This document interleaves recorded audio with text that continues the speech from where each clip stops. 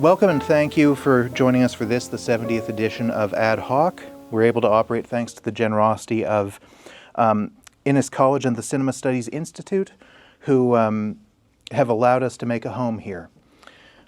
Many thanks to Alberto Zambenedetti, Denise Ng, Charlie Kyle, Ian Logan, Rob Trevisan, Tom Chan, Jarrett Sorger. Tom is in the booth tonight. Let's give him a hand. 16 millimeter can be a challenge to project, and he always does such a great job. We're always made to feel welcome here at a time when there are fewer and fewer offline contexts for experimental film to be experienced. Tonight, the first three films we will show are being projected on 16 millimeter film, and the fourth and final one is on video. It's a matter of necessity. This is not the first time that we've shown films by the great American filmmaker Jim Davis.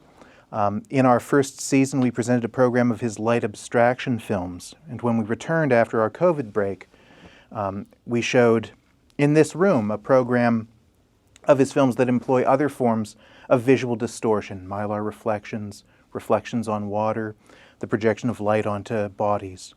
It is a mixed blessing that Davis is perhaps best known as the dedicatee of Stan Brackage's The Text of Light, and for serving as an inspiration in more general terms for Brackage.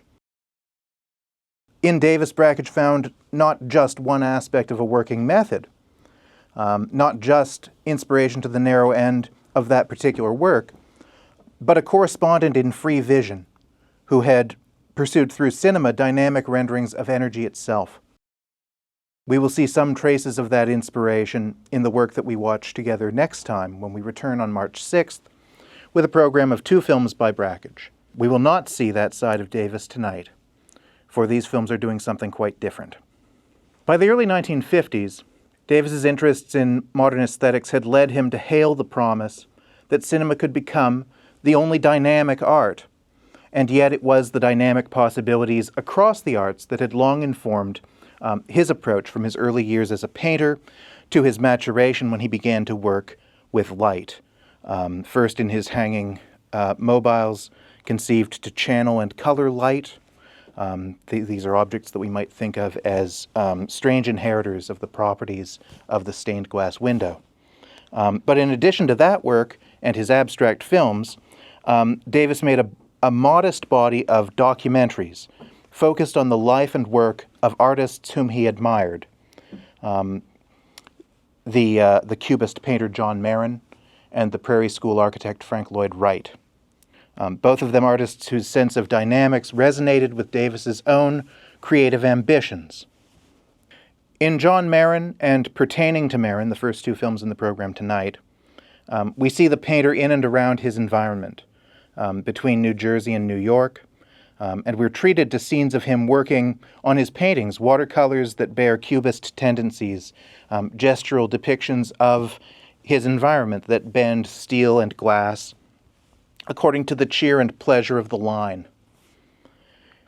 In Taliesin East and Taliesin West, Davis, by invitation, turns his camera onto Frank Lloyd Wright's house studios, constructs that are exemplars of modernism both in their design and layout and in their insinuation into the environments of Spring Green, Wisconsin and Scottsdale, Arizona, respectively. These estates reflect two distinctive periods in Wright's creative life, their construction separated by 25 years. As with the Marin portraits, one features an expository narration, while the other features only music. Thank you very much. Enjoy the show.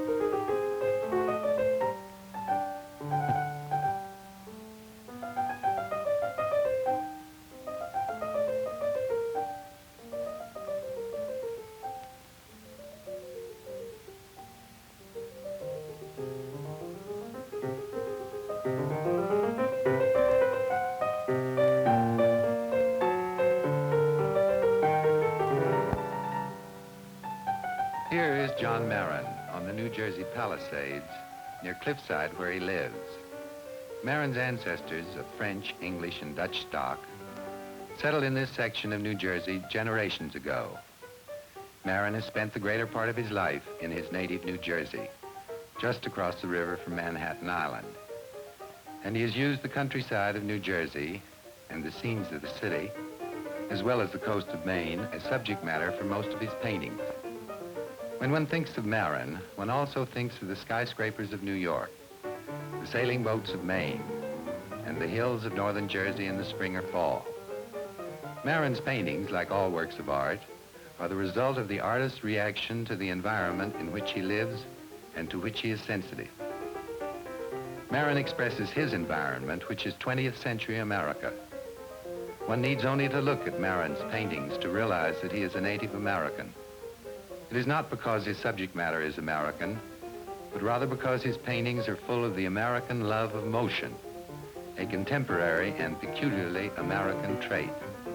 The skyscrapers bend and twist, the sea pushes up, the boat down. The trees in blossom bow and sway to each other.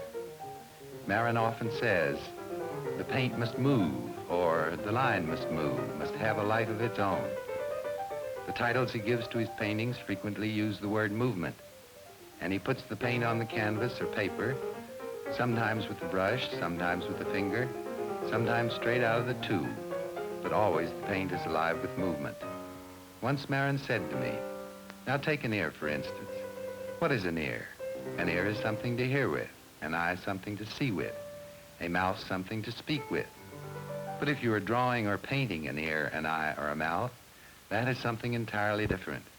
You should draw or paint them with gestures, gestures that express hearing, seeing, or speaking. But painting with gestures is only just beginning. So when Marin paints, he is always making gestures. His paintings are full of gestures which express motion. One of Marin's greatest interests is his love of music. He spends much of his time playing the piano, and he is especially fond of Bach. This interest in music is reflected in his approach to his painting. Marin sometimes speaks of hearing the colors which he sees in nature. Finally, there is a dominant note of optimism in Marin's paintings. Marin's work is not sad or tragic. It is full of the zest for life, the love of nature. To him, the job of the artist is to bring cheer to others. This idea is very well expressed in a letter written to me in December 1941. When we run out of cheer, where will we be? So precious, it should be put into a bottle with a tight, tight cork, and to be used sparingly, for it may have to last a long. And the young of our time, they're the ones to bear the brunt of conditions made often by their elders. So that if you and I can very judiciously take out our small bottles of cheer and lift the cork and give them a whiff at the right time, that's about all we can do.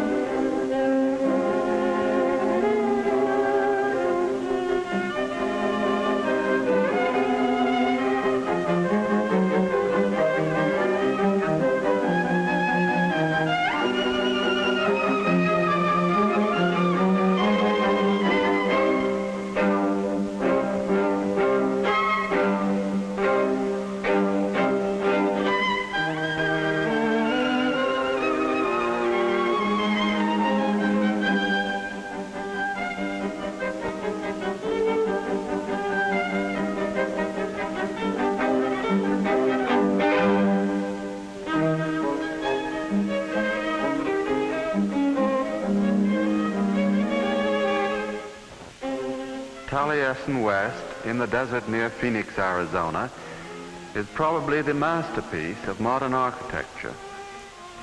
It was designed and constructed by Frank Lloyd Wright with his apprentices from 1938 to the present time. It is still being extended by them and is now used as the winter home of Mr. and Mrs. Wright and the Taliesin Fellowship. The narration that now follows is in the form of a letter from Frank Lloyd Wright to James E. Davis. Dear Jim, like many others, you are perfectly right in feeling the primitive in Taliesin West.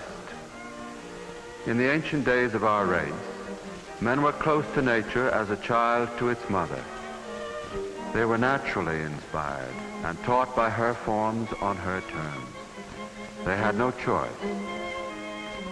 Sophistication came along with education, and science was used to wean or warp men away from the simplicity of that childhood.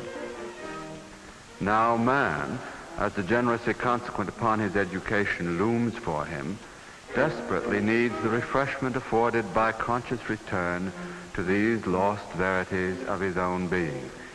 Returning to nature with a capital N, not only in that early obvious sense, but with more prophetic understanding and appreciation of what his manhood means to himself.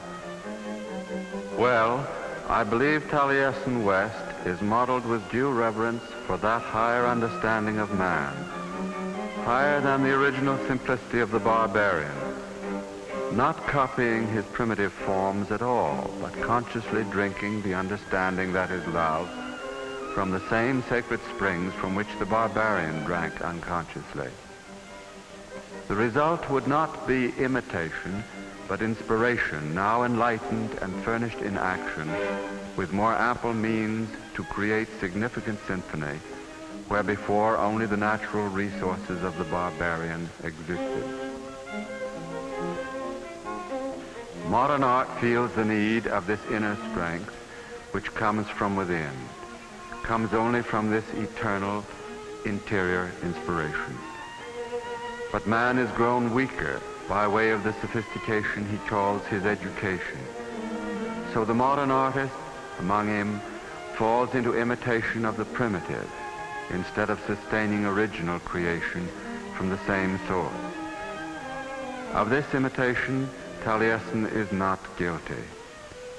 No, Taliesin is original as the Maya, but, may I say, as a work of art, is as far beyond the primitive as our art and science of building is far beyond that of the barbarian. We are consciously aware of our relationship to environment in this our own time. But we shouldn't be too proud, or we fall.